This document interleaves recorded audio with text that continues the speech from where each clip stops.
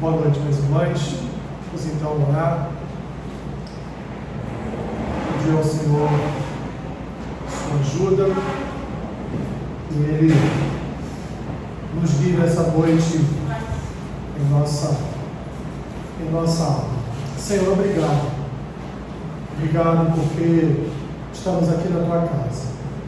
E certamente o teu Espírito é que nos conduziu até este lugar. Estamos aqui para estudar a tua palavra, estamos aqui para receber em nossos corações a tua boa semente. Estamos aqui, Senhor, para aprender de ti. Ensina-nos, Senhor, a tua palavra, comunica a nós tudo que o Senhor tem em teu coração nesta noite a nos comunicar. Abençoa-nos, se alguém a caminho, traga debaixo da tua graça e proteção, e fica conosco, Senhor, neste lugar. O que te pedimos e assim oramos em nome de Jesus. Amém. Vamos lá então. Deixa eu sentar aqui, que hoje está bravo. O cansaço e a fome estão atacando. Então hoje nós vamos ver os capítulos 7 e 8 do livro. Primeiro capítulo 7 falando sobre canonicidade, e já são os dois últimos capítulos dessa primeira parte do nosso estudo, que é uma introdução à teologia sistemática, e a partir da próxima terça-feira, a partir da próxima aula, nós já estaremos cuidando propriamente da teologia em si, já estaremos entrando, nos aprofundando na teologia com o estudo de Deus ou o conhecimento de Deus. Então, hoje nós vamos falar sobre canonicidade, vamos falar sobre a Escritura e a sua autoridade. Vamos ver de forma bem, nada detalhada, de forma bem rápida, concisa. Nós vamos ver a formação do cânon, como se deu e por que se deu a formação do cânon, ou seja, a formação das Escrituras, a formação da Bíblia. E depois vamos ver que o cânon, a Bíblia, as Escrituras são de fato para nós a palavra do Senhor e também uma autoridade sobre a igreja, e não o contrário, a igreja é uma autoridade sobre as Escrituras, e vocês vão entender bem daqui a pouquinho por que eu estou falando sobre isso. Mas, início de aula, já trago aos irmãos uma pergunta, no sentido de nós podermos aqui entender o significado de canonicidade. Vocês sabem o que significa isso? Canonicidade.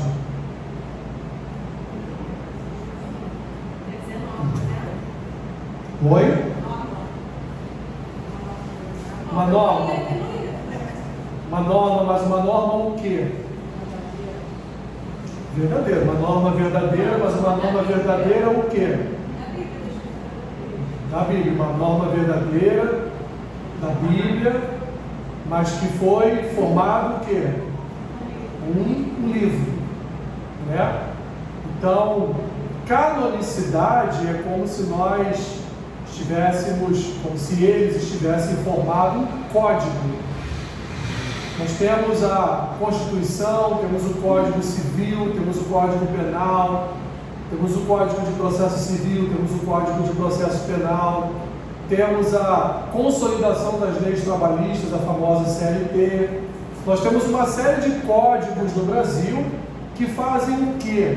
Normatizam a nossa conduta social. Então, o que eu posso dizer que significa o cânon bíblico?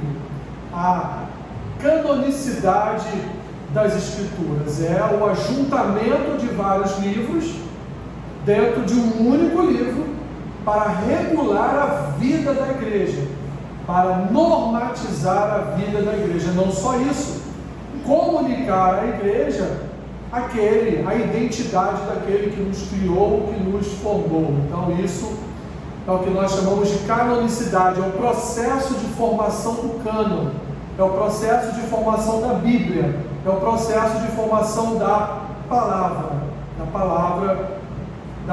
de Deus.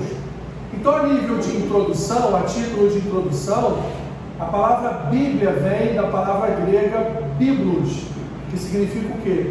Livro. Então, Bíblia significa livro. Mas sabemos que a Bíblia não é um único livro. Sabemos que nela tem uma coleção, ou seja, foi formado um cânon, foi formado um ajuntamento de livros, de decretos, de leis, podemos assim dizer, e essa coleção que está ali dentro da Bíblia, que está ali dentro do livro, ela tem 66 livros. Sabe a numeração do Antigo e do Novo Testamento? Vamos ver se vocês lembram. Quantos livros tem o Antigo Testamento? 39? É isso mesmo? Hein? 39. Quantos livros tem o Novo? 27. Faz a conta então. Temos 66 livros. Então, se o Novo Testamento tem 27, o Antigo tem? Muito bem, 39. Então, uma coleção de 66 livros divididos entre Antigo Testamento e Novo Testamento. Como sabemos que os livros corretos foram incluídos nesta coleção de livros? Até uma pergunta que eu não lembro se foi na aula passada, na retrasada, a Tamires fez, né? Mas como é que eu vou provar, né, que esses livros são de fato autênticos? Como é que eu posso dizer que eles verdadeiramente foram incluídos, foram formados neste livro chamado Bíblia e que de fato eles são a palavra de Deus, né? Nós vamos ver isso aqui dentro de alguns aspectos, como está ali. Esta é a pergunta que muitos fazem.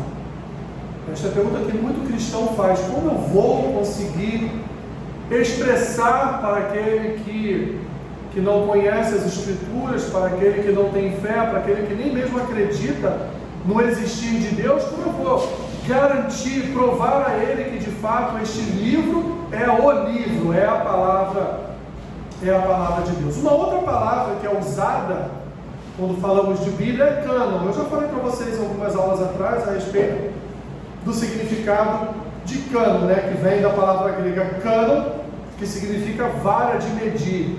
Então as Escrituras, elas medem a nossa fé, o nosso crer, o nosso conhecimento do Senhor. Podemos então chamar a Bíblia, está errado aí as Bíblias, né? A Bíblia de um cânon da Escritura. Ou seja, podemos então dizer que a Bíblia é o quê? É a vara, é uma escritura que tem uma vara, que é uma vara de medir. A vara de medir da palavra de Deus. Então ela é a nossa Constituição. Ela vale muito mais para nós do que qualquer lei de homens. As Escrituras valem muito mais para nós do que qualquer palavra humana, do que qualquer outro livro que você possa ler. As Escrituras valem muito mais para nós. A Bíblia, portanto, ela é o quê? Ela é a autoridade suprema da igreja. Meu irmão, minha irmã, não há nenhuma outra palavra acima das Escrituras. A palavra de Deus está acima de qualquer outra palavra. Já tenho falado muito sobre isso aqui.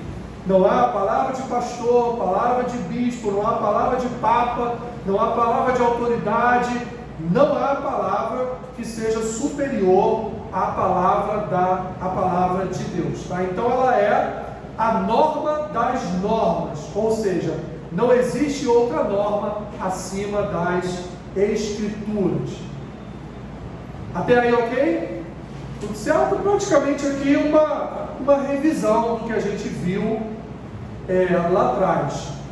A extensão do cânon, como que se deu esse processo de canonicidade da palavra de Deus, das Escrituras? Como esse processo foi estabelecido? O processo da canonicidade foi estabelecido no contexto de muitas heresias.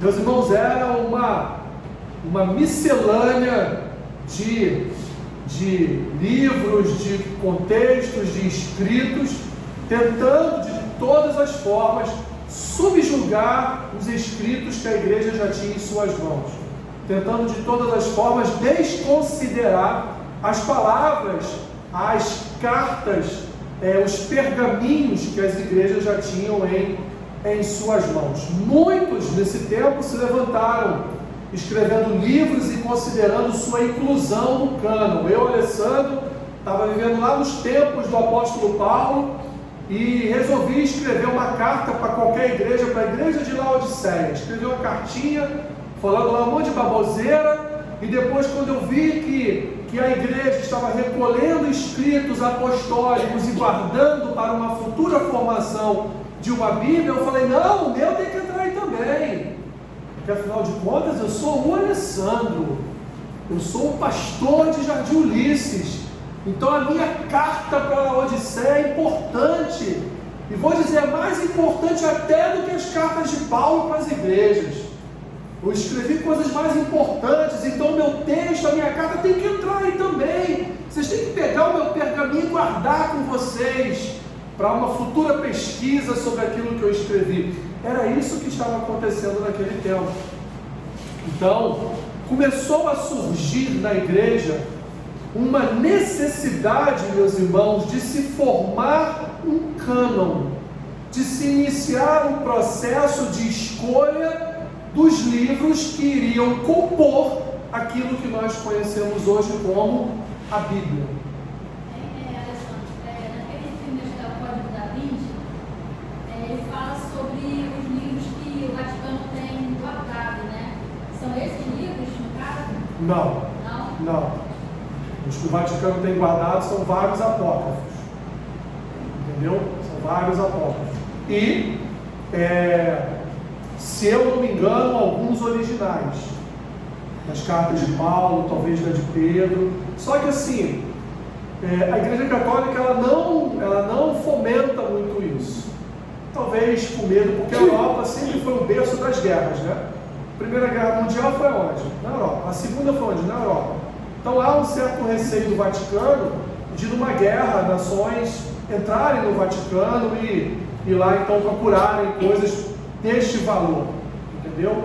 Então assim, não é só essa preocupação evidente, existem outras preocupações que a Igreja Católica nutre em relação às informações que estão guardadas ali, as 7 chaves lá no Vaticano, tá bom? Uma coisa vocês podem ter certeza, um pedaço da cruz de Cristo eles não têm. Eles também não têm um pedaço do cabelo de Cristo. Eles também não têm o dente de Cristo, entendeu? Eles não têm lá um pedaço da barba de João Batista, eles não têm nada disso.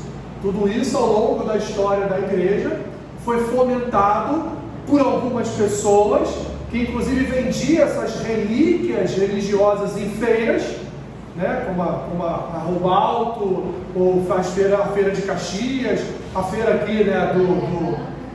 aqui pertinho da gente, né? Que alguns irmãos aqui na igreja gostam, né, Sônia? Então, ali, se fosse nesse tempo, essas feirinhas aqui em Nova Iguaçu estariam vendendo pedaços da cruz de Cristo, um pedacinho lá, né, da pele de Pedro, conseguiram tirar lá depois que ele morreu. Enfim, isso eram chamadas das relíquias do catolicismo que eram vendidos, tá bom? Mas, meus irmãos, de fato, não existiam tantos livros a serem considerados como legitimados para fazer parte do cânon. O Antigo Testamento, por exemplo, ele foi reunido na cidade de Jâmia 20 anos após a destruição de Jerusalém. Alguns judeus se reuniram e viram, diante de tantas heresias, eles viram a necessidade de pegar o Pentateuco, né, a Torá, de pegar os profetas, de pegar os livros poéticos e ali então reunir todos esses pergaminhos, todos esses escritos naquilo que nós conhecemos como Antigo Testamento. Então isso aconteceu em torno de 20 anos depois da destruição de Jerusalém. Esses judeus então se reuniram e resolveram formar o cânon do Antigo Testamento.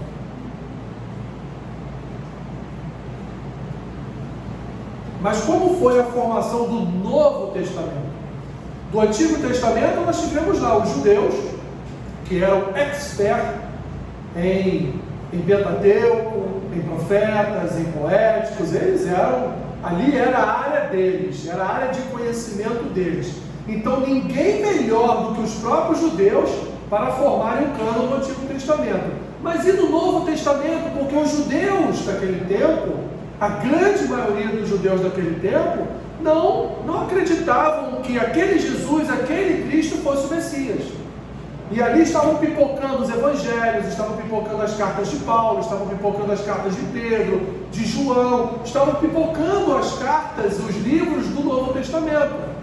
Então ali, na verdade, o que aconteceu? São 3 passos que foram utilizados para a canonização destes escritos, destes livros. O primeiro passo é o livro ser uma inspiração divina, ou seja, quem escreveu foi o apóstolo, então foi inspirado por Deus. Então ele é um livro legitimado para a gente incluir num cânon, incluir num livro maior. Em segundo lugar, o reconhecimento dessa inspiração por parte do povo de Deus. Paulo não escreveu carta à igreja em Éfeso? Paulo não escreveu carta à igreja em Corinto? Paulo não escreveu carta à igreja em Tessalônica? Quando esses irmãos receberam essas cartas e fizeram a leitura pública, só em ler as cartas de Paulo, você já nota ali que de fato não tem como você trazer uma ilegitimidade para as cartas de Paulo. Porque são cartas extremamente doutrinais, são cartas extremamente exortativas, são cartas de correção, são cartas que de fato, meus irmãos, elas comunicam à igreja aquilo que Deus quer. São cartas que remetem ao Antigo Testamento, são cartas, portanto, que ao chegar nas mãos da igreja, a igreja olhou e falou, de fato, essa é uma carta legítima. Primeiro porque ela é do apóstolo Paulo, do apóstolo Pedro, do apóstolo Tiago, do apóstolo João. E em segundo lugar, esses homens inspirados por Deus colocaram no papel o quê? A doutrina correta para a igreja. Não tinha nada nos escritos deles que viesse ali, naquele momento, a levar as igrejas a dizer, não reconhecemos o que Paulo escreveu.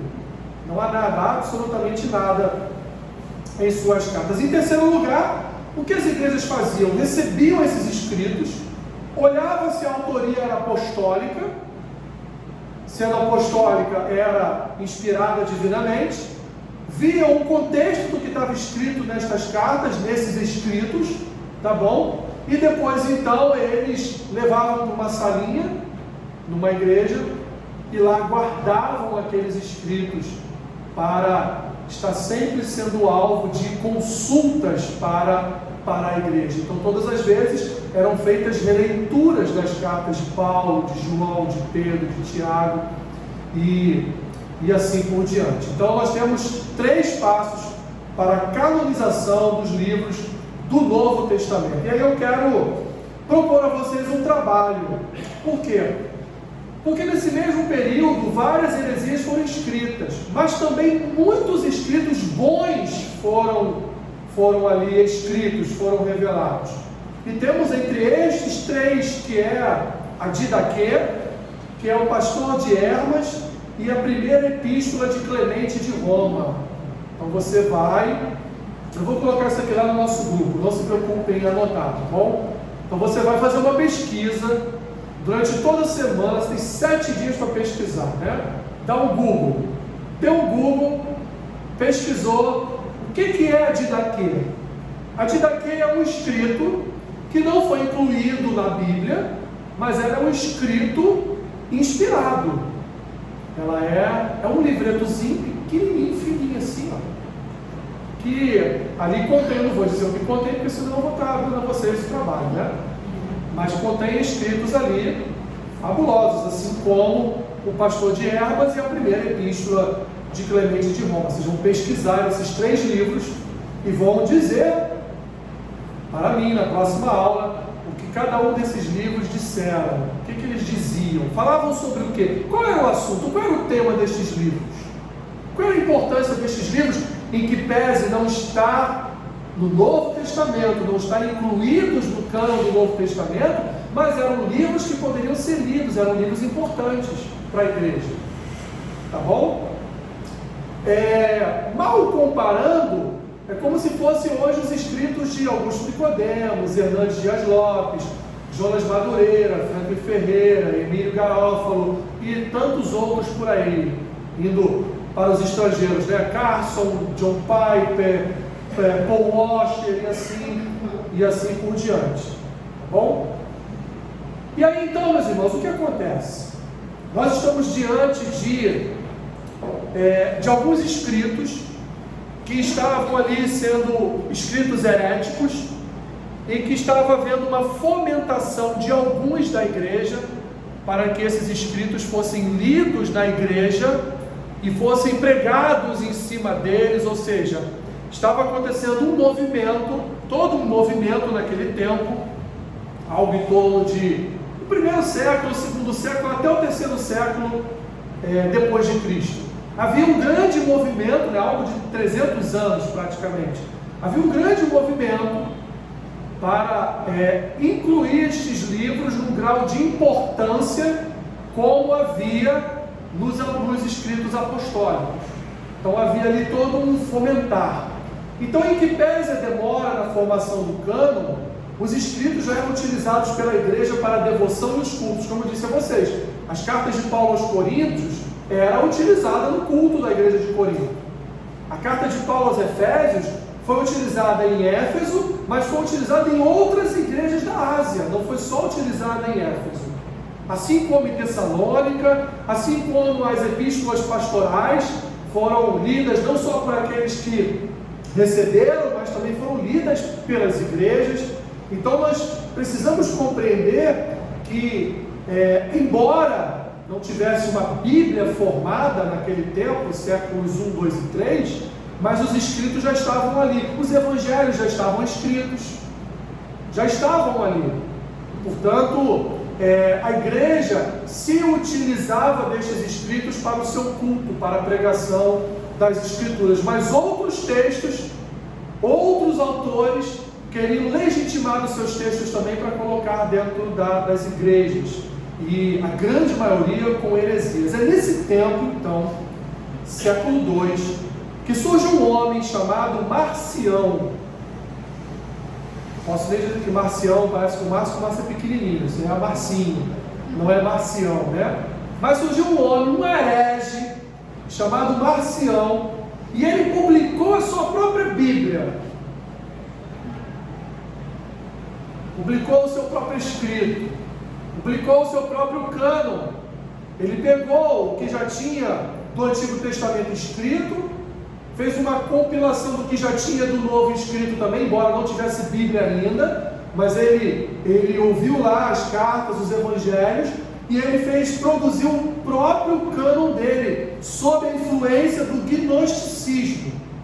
E aí então, meus irmãos, a igreja, mais do que nunca, viu a necessidade de se formar um único texto, de se formar um único livro, que fosse a regra de fé e prática da igreja, para que esses escritos heréticos não adentrassem no corpo de Cristo e ali então levassem mãos ao engano. Olha, a principal heresia de Marcião é essa.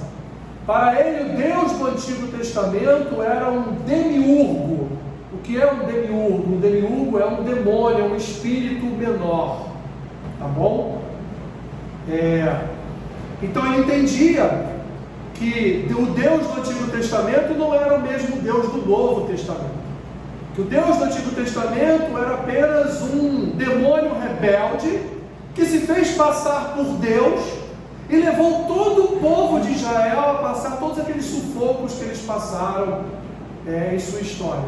Mas o Deus do Novo Testamento é o verdadeiro Deus. Deus se revela e se apresenta verdadeiramente através da vida, morte e ressurreição de Jesus. Então a principal heresia de Marcião era essa. Deus do Antigo Testamento, na verdade, ele chamava de demiurgo, ou seja, era um espírito menor, era um demônio, que se passava por Deus, mas que Deus foi verdadeiramente revelado só no Novo Testamento, na pessoa e na obra de Jesus Cristo. Por isso, meus irmãos, no cânon de Marcião, quando ele fala do Evangelho de Mateus, ele corta mais da metade do Evangelho de Mateus, porque Jesus fez muitas referências ao Pai no Evangelho de Mateus. E não só no Evangelho de Mateus, mas também nas epístolas de Paulo, quando ele reproduz na sua Bíblia, no seu cânon, as epístolas de Paulo, ele corta todas as partes em que Paulo faz referência ao Deus de Israel, ao Deus do Antigo Testamento. Ele só deixa as referências de Paulo em relação ao Deus do Novo Testamento, aquele que se revelou na pessoa de Cristo. Dúvidas? Entenderam bem o que eu disse? Perceberam? Ok? Então, para Marcião, resumindo a sua heresia, para Marcião, Cristo veio apresentar o verdadeiro Deus e o verdadeiro reino de Deus. E de fato ele veio apresentar Deus e o reino do Pai. Mas o Deus do Antigo Testamento, evidentemente, nem preciso falar disso, é o mesmo do Novo. Um segundo acontecimento que levou a igreja à canonicidade, a formar a palavra, a formar a Bíblia. Ai meu Deus, que gostei aqui. É que nos séculos 2 e 3, um outro herege surgiu, o nome dele é Montano. O que é que Montano reivindicou? Ele disse que os escritos dele tinham a mesma revelação dos apóstolos, ou seja, tinha a mesma autoridade dos apóstolos. Montano dizia para todos que a mesma inspiração, ou a mesma fonte de inspiração que Paulo, que Pedro, que João, que Tiago, que os apóstolos tiveram ao escrever as suas cartas, ele também teve ao escrever a dele. Mas quem foi Montano? Foi apóstolo? Não. Lembra lá que um dos requisitos para a formação do Novo Testamento é que o escrito tenha sido ali escrito por um apóstolo? Isso é um requisito. Então Montano quem era? Montano era qualquer um. Um dia resolveu escrever e resolveu bater na porta de cada igreja e dizer: o meu escrito tem a mesma autoridade do de Paulo, portanto vocês devem guardar aí também, para uma futura formação de cânon vocês colocarem o meu escrito também. Não só isso, ele ainda tinha seguidores. Tinha duas profetisas, Maximila e Priscila, que também diziam receber revelação direta da parte de Deus. Conhece alguma irmã que faz isso por aí? Hein? Conhece alguma irmã, algum irmão que faz isso por aí?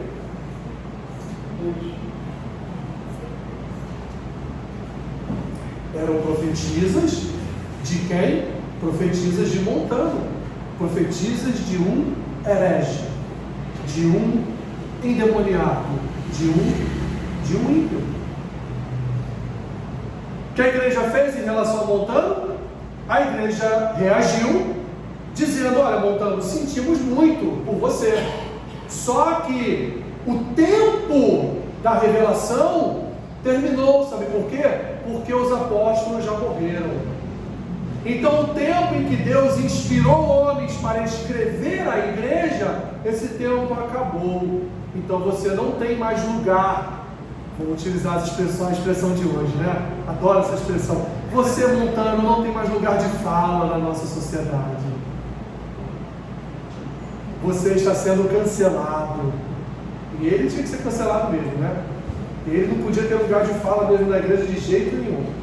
Então a igreja reagiu dizendo: olha, o período revelatório terminou. Não tem mais novos livros sendo inspirados ou revelados, porque o último apóstolo, que foi João, partiu, morreu. Então, Montano, você foi apóstolo? Não, não fui. Então você não tem a mesma autoridade apostólica daqueles que escreveram as cartas. Por último, meus irmãos, em terceiro lugar, Veio então, no século II, aliás, o gnosticismo já estava presente nas igrejas desde o século I. Século I, século II, século III, o gnosticismo já estava presente e está presente até nos dias de hoje, né? O materialismo, por exemplo, é uma ramificação do gnosticismo, tá bom? O gnosticismo era o quê? Era uma ciência religiosa que falava, que cuidava de uma racionalidade sábia, ou seja, de uma sabedoria divina que era revelada aos homens e, portanto, eles revelavam à igreja, e assim, como Montano, como Marcião, como tantos outros que apareceram na história da igreja. Então temos em terceiro lugar, temos o gnosticismo, também no século II, que produziu um efeito maléfico na igreja.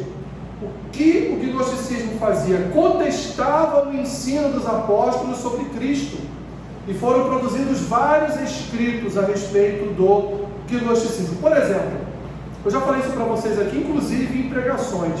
O Evangelho de João sentou e escreveu o Evangelho dele, porque já lá no tempo de João, 60 e pouco depois de Cristo, havia uma corrente gnóstica que dizia que Jesus foi um homem, mas ele não era divino. Entende por que João inicia o seu evangelho falando o quê? Que Cristo, que no princípio era o verbo estava com quem? Com Deus. E o verbo era quem? Era o próprio Deus. E logo depois, nas outras linhas, nos outros versículos, ele vai revelar quem é o verbo. Ele vai dizer que o verbo era a luz. Ele vai dizer que o verbo veio para salvar os homens. Ele vai dizer que o verbo era a luz dos homens. Ele vai dizer que o verbo pisou, andou entre nós. E ele vai, durante todo o seu evangelho, ele vai reafirmar categoricamente que Cristo era homem, mas também era Deus encarnado. João escreveu o seu evangelho proclamando Cristo como homem e Deus. Por quê? Porque havia uma corrente do gnosticismo que estava adentrando as igrejas daquela época, dizendo que Jesus era apenas um homem. Ele nunca poderia ser um ser divino, porque um ser divino, ele não poderia possuir um corpo mortal. Porque afinal de contas, o ser divino, ele é divino, ele é santo, ele não pode habitar num corpo mortal. Por isso, uma das correntes do gnosticismo, tá bom? Tudo isso então, meus irmãos, essas três situações, que são as principais, e várias outras situações que aconteceram, né, que foram fomentadas nos séculos 1, 2 e 3, levou o quê? Levou a igreja a acelerar o processo de canonização. Levou a igreja a acelerar o processo de formação das escrituras, o processo de formação do cânon bíblico. A igreja botou a mão na cabeça e falou: temos que formar um escrito, porque isso já está passando de todos os limites. Daqui a pouco nós vamos ter pastores, presbíteros subindo nos altares e pregando as doutrinas de Marcião, pregando as doutrinas de Montana, pregando as doutrinas do gnosticismo, e nós não podemos deixar isso ir à frente. Então o que devemos fazer? Todos os escritos que nós reconhecemos como legítimos, todos os escritos apostólicos que estão em nossas mãos, todos os escritos que nós cremos que são inspirados divinamente pelo Senhor, o que nós vamos fazer? Vamos sentar, vamos reuni-los agora naquilo que vai ser chamado de o Novo Testamento. E aí então é completada a Bíblia, as Escrituras, com o Antigo, que foi lá em Jâmia, 20 anos depois da queda de Jerusalém, com os judeus que se reuniram e ali pegaram todo o Antigo Testamento, Pentateuco, a Torá, profetas, os livros poéticos, e ali então formaram o cânon do Antigo Testamento. E agora, com esta necessidade de se formar um cânon do Novo Testamento, ou seja, um cânon dos escritos que vão falar a respeito de quem? Porque o Antigo Testamento aponta para alguém. Aponta para quem? Aponta para o Cristo revelado. Revelado em que época, em que tempo? Revelado exatamente no tempo dos apóstolos, exatamente no tempo em que a igreja foi formada. dúvidas? Não? Que bom.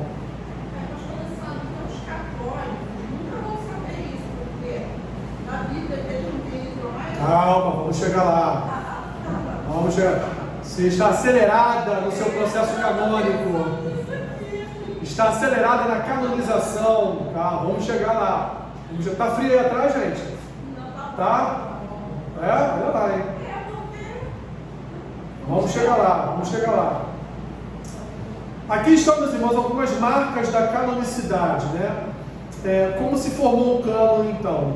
Um processo meticuloso, foi realizado com critérios de escolha, tais como, já falei para vocês, autoria apostólica ou alguém que representasse um apóstolo.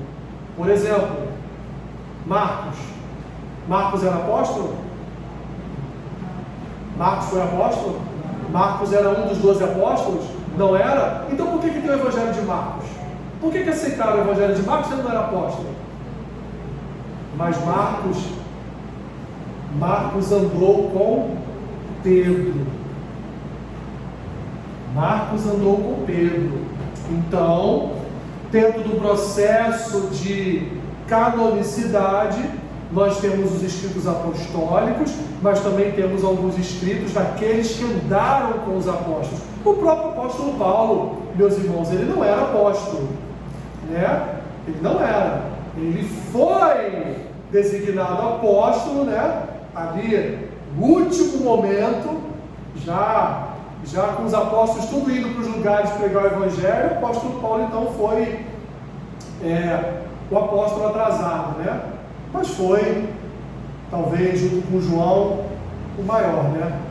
Segundo, aceitação da igreja primitiva, como eu já disse a vocês, a igreja recebia o escrito, olhava a autoria, olhava ali a inspiração e então dizia, vamos aceitar isso aqui como um verdadeiro escrito que vem do Senhor.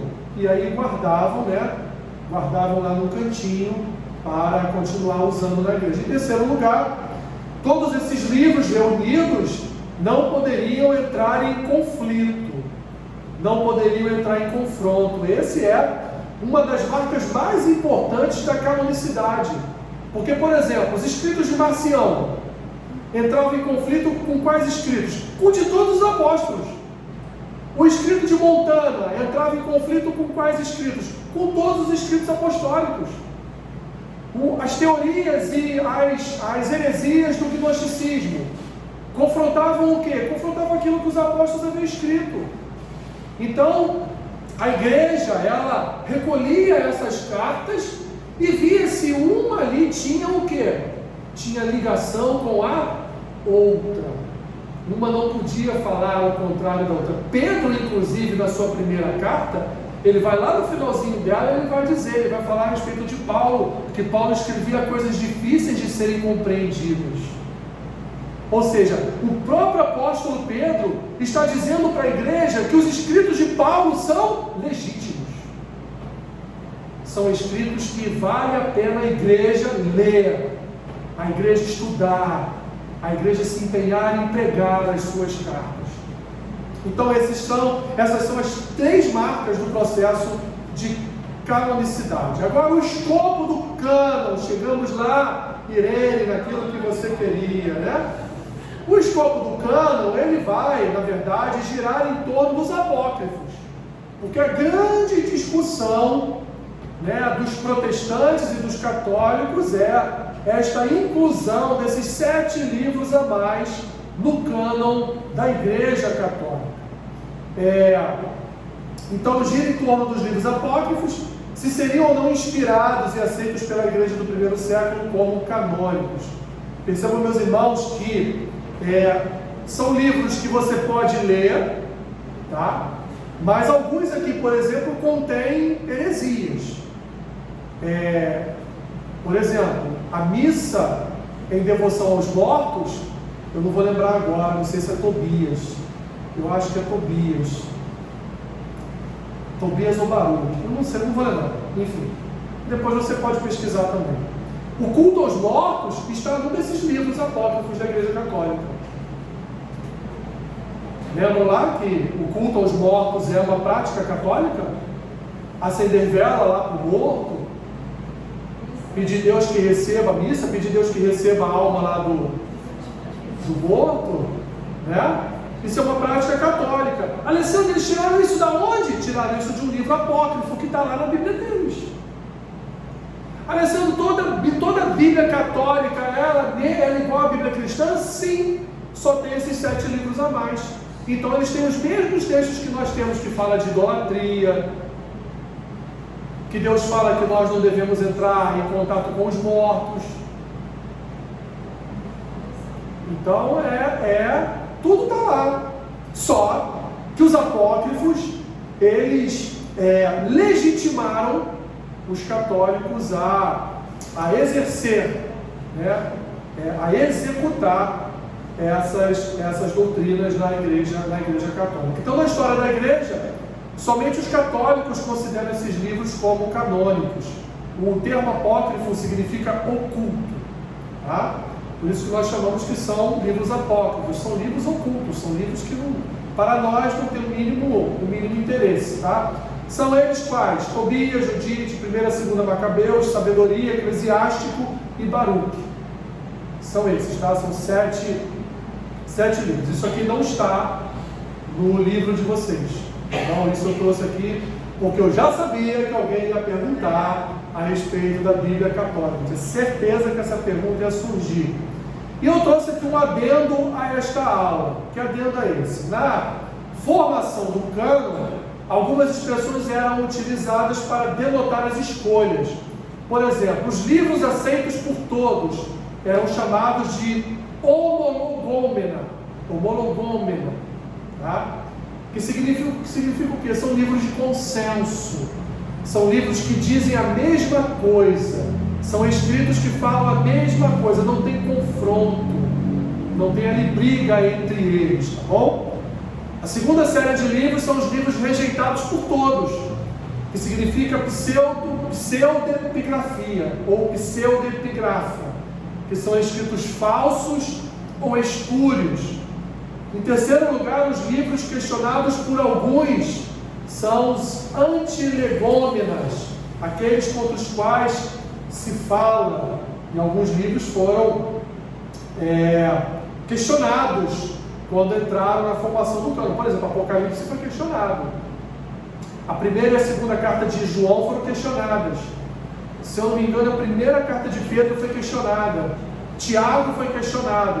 Mas ser questionado não significa que era impróprio para fazer parte, ou ilegítimo para fazer parte do cânon bíblico. Não. Houveram questionamentos sobre a autenticidade e sobre outras coisas referentes a esses livros, mas eles foram incluídos no cânon bíblico. Bom, não se esqueçam, meus irmãos, que a canonicidade foi um processo de séculos até a formação da Bíblia. Então, muitas discussões foram tomadas ali por aqueles homens até se chegar à conclusão de que, olha, esse aqui é o cânon bíblico, e é isso que vai ser a Bíblia, é isso que vai ser a regra de fé e prática da igreja, tá bom? E por último, os livros aceitos apenas por alguns, que significa apócrifa, tá bom? Alessandro, qual a importância que isso aí tem para nós? Meus irmãos, é só nível de conhecimento, tá? Não tem assim tanta... Só para nós conhecermos os processos pelos quais esses escritos passaram até formarem as escrituras, tá bom? Então eles passaram pelo processo de que deveriam ser aceitos por todos, passaram pelo processo de que alguns livros não seriam aceitos por todos, ou seja, seriam rejeitados por todos. Em terceiro lugar, alguns livros seriam questionados, mas no final fizeram parte do cânon. E por último, livros aceitos apenas por alguns.